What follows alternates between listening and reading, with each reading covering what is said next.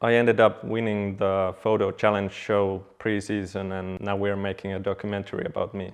That was a good one. So I started photography in 2003 as a hobby.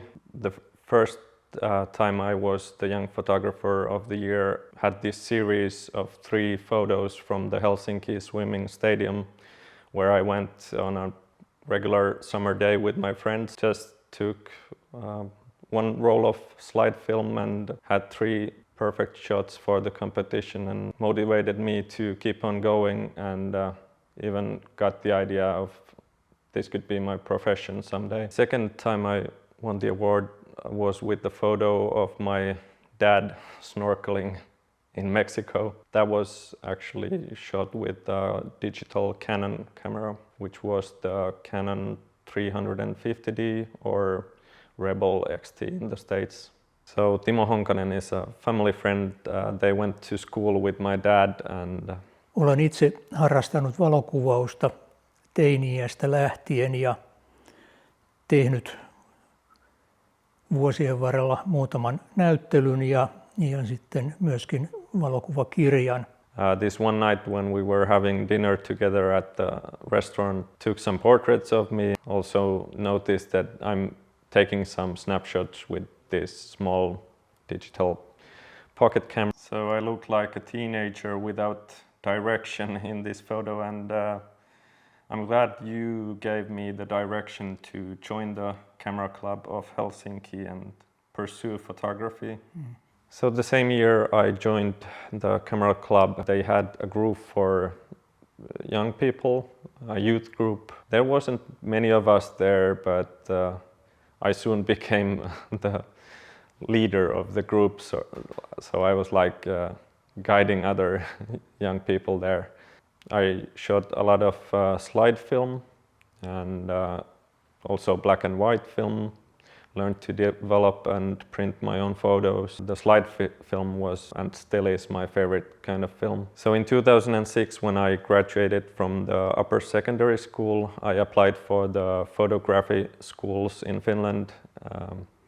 Didn't get accepted, but I took a job at this photo store, and I was developing film for people and selling camera gear, and it was a great experience. One of the first jobs I ever got. So in 2007 I did my mandatory military service, which was 9 months. So right after the military service, my dad asked me to join the family business of importing shoes. At first it didn't seem like an interesting thing to me, but then I realized how I could help the business in product photography and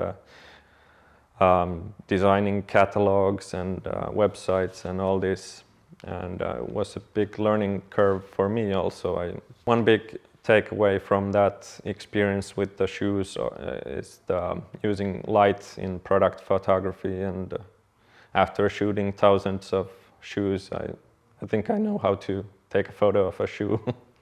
So Jan wanted to business card, telling that he's the company's creative director.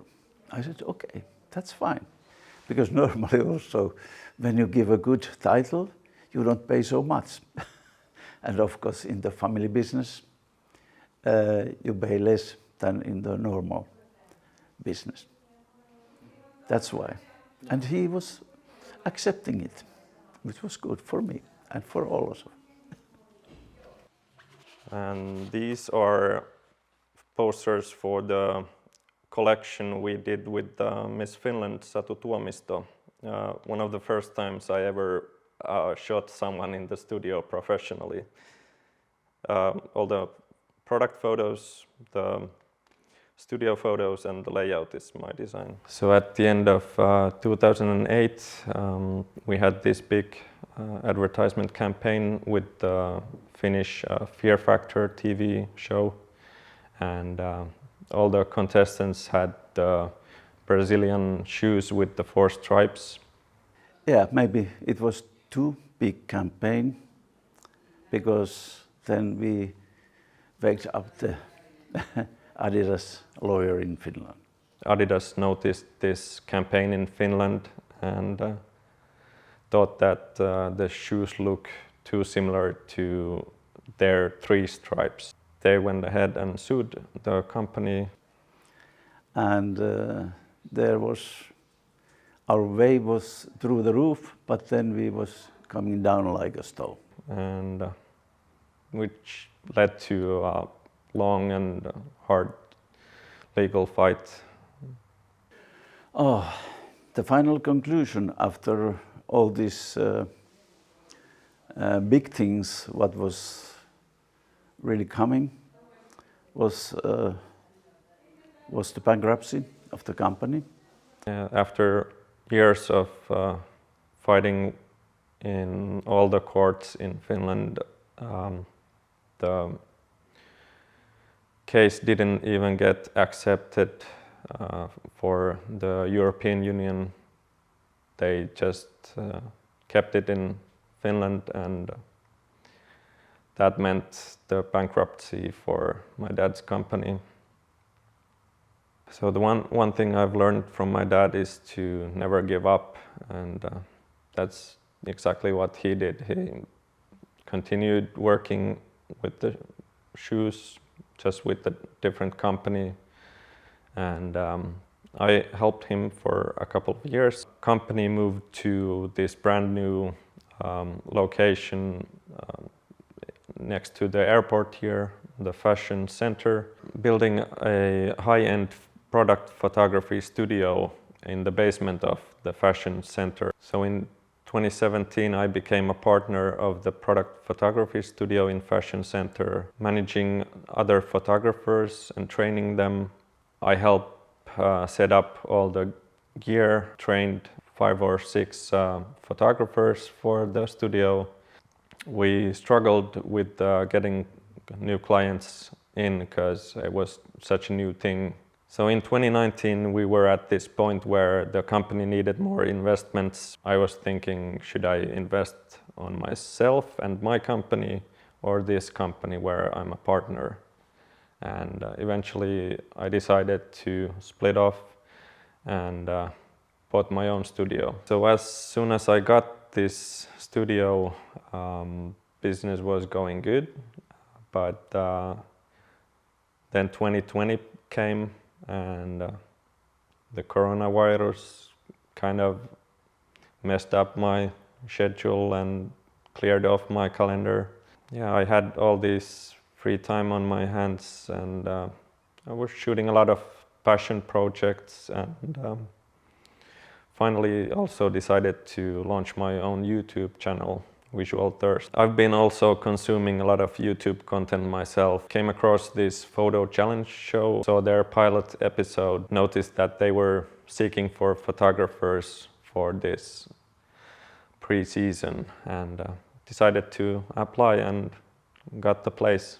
I really much enjoyed all the 6 challenges we did on the show, and all in all it was like really nice to not only compete but to meet new people there and get new experiences. Actually, when my work started to slow down because of the pandemic, I was looking at also applying to schools.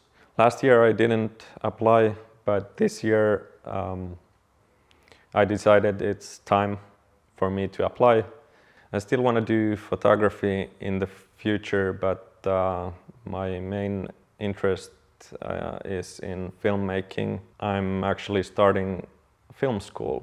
They had 600 applicants and only 40 places. So it's like 6%, 6.6%. Yeah, it's cool to start the school with, we just made a documentary about myself. Yeah. I've been lucky enough to start my own business as a side hustle, and didn't have to dive straight into the business world on my own.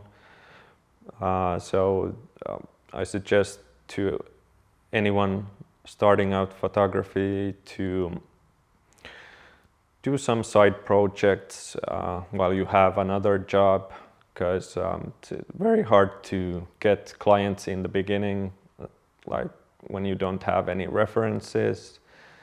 So it takes a long time to get to a point where you actually can live off your passion.